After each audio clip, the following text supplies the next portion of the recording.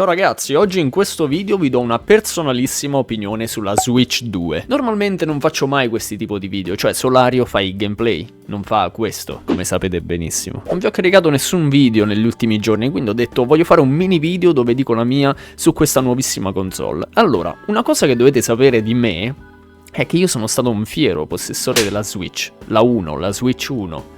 E l'ho venduta. Adesso parliamo della Switch 2. Allora, partiamo dal primo problema, secondo me, che proprio è l'unica cosa che conta. Il prezzo. Il prezzo della Switch 2 è dannatamente alto per quello che è la Switch 2.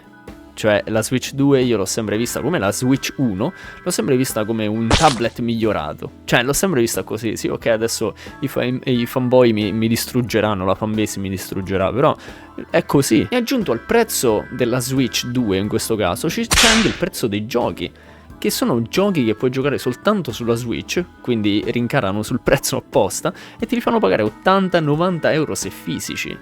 Cioè, non lo so, che ci sta l'oro dentro sti giochi, non lo so. Che poi tutti i giochi della Nintendo sono il classico stile dei giochi della Nintendo. Che intendo? Intendo che non è che ti giochi un grandissimo gioco, bellissimo. Ti giochi un gioco grande, bello, ma non quella grandiosità. Sì, adesso voi mi direte, però Zelda, Tears of the Kingdom. Sì, ok. Però gli ultimi Pokémon hanno fatto schifo. Schifo, cioè zero. Io sono fan dei Pokémon, ma hanno fatto veramente schifo. E non solo a me, proprio di prestazioni. Infatti, il prossimo argomento sono proprio le prestazioni della console e la scocca, perché mi ha ingrandito la console. Me l'hai fatta più grande. Però i Joy-Con sono il male. Perché dai, sì, mi ha fatto i trigger bellissimi. Però tra l'analogico e le freccette, da quello che ho visto dai video, ci passano 15 minuti di autobus. E poi da quello che ho capito, che ho visto, hanno ingrandito i Joy-Con, ma gli hanno dato una forma che comunque risulta non ergonomica come quelli passati. Quindi devi per forza usare il joystick e la Switch non come modalità portatile, ma almeno posarla da qualche parte o attaccarla al televisore. E le prestazioni non sono all'altezza di, secondo me, una PlayStation 4. Mettiamola così.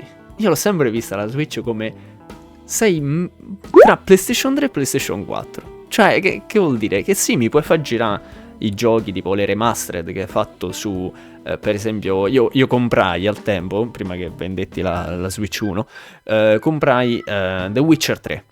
Il problema è che mi fa giocare The Witcher 3 come lo sto giocando sulla PlayStation 3, capito? Perché se guardo lontano vedo texture non texturizzate, quindi a sto punto lascia perdere. Cioè, sì, ci ho giocato a 0 fps, perché se provi anche nei giochi Nintendo, aggiungo, per questo parlo delle prestazioni e anche dei giochi, anche nei giochi Nintendo, cioè proprio i giochi fatti per quella console, se io faccio una mossa strana io laggo. Cioè, laggo. Se una cosa del genere la facesse l'Xbox o la PlayStation, tutti andrebbero fuori di testa. Quindi i giochi hanno lo stesso problema che avrebbero giochi terzi, cioè giochi della console, cioè giochi della Nintendo per la Nintendo Switch, hanno gli stessi problemi di cali di frame, magari pure freeze, perché ho giocato a spada e scudo e certe volte si frizzava, perché cerchi di fare una cosa che nel gioco puoi fare e che richiede troppa potenza alla console, come se tu stessi giocando un gioco di terze parti tipo The Witcher 3, mettiamo, perché è quello che ho giocato io. E quindi arriviamo all'argomento cardine che mi fa impazzire, cioè mi ha fatto impazzire quando ho visto Switch 2, cioè chiamarlo proprio Switch 2, e non è un problema di nome, perché poi ho visto Switch 2 e mi sono ricordato perché ho venduto Switch 1, perché tu che mi stai dando di più?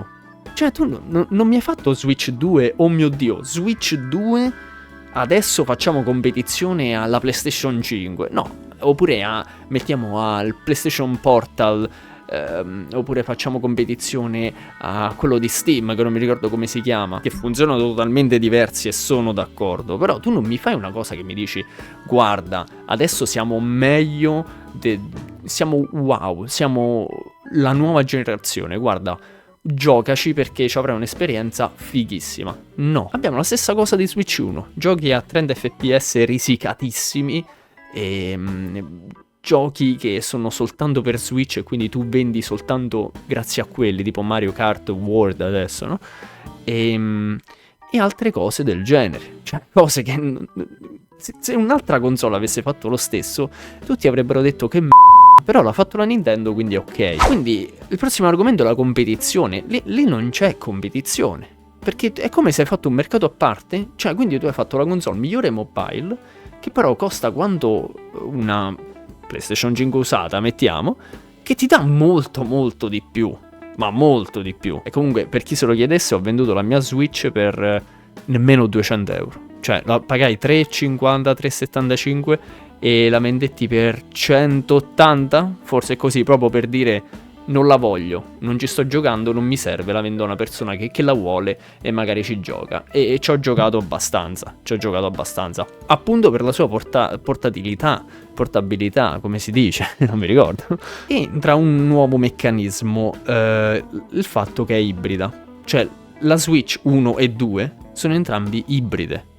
quindi non puoi chiedergli tanto. E lo capisco. Il problema è che quel non puoi chiedergli tanto lo paghi tanto e soltanto per le esclusive Nintendo, perché la fanbase adora le esclusive Nintendo. Cioè la fanbase Nintendo adora Nintendo, come è normale che sia, come le esclusive PlayStation per le persone che hanno la PlayStation. Il problema è che con Xbox e PlayStation ci fai tanto che con Switch non puoi fare o non puoi fare allo stesso modo. Mettiamo, vuoi giocare a Fortnite, ok? Un gioco su tutte le piattaforme, veramente, pure il cellulare penso, no? O Minecraft, prendiamo Fortnite in particolare. Giochi a Fortnite sulla Switch, che io ci ho giocato, quindi so di che sto parlando, e ti metti le mani nei capelli perché il tuo amico con la PlayStation 4 gli gira molto meglio di te con la Switch 1 e sicuramente pure con la Switch 2, perché metti Switch, cioè la Switch 2 non può essere una PlayStation 4 in mano, capito? Perché è impensabile. Cosa avrei preferito?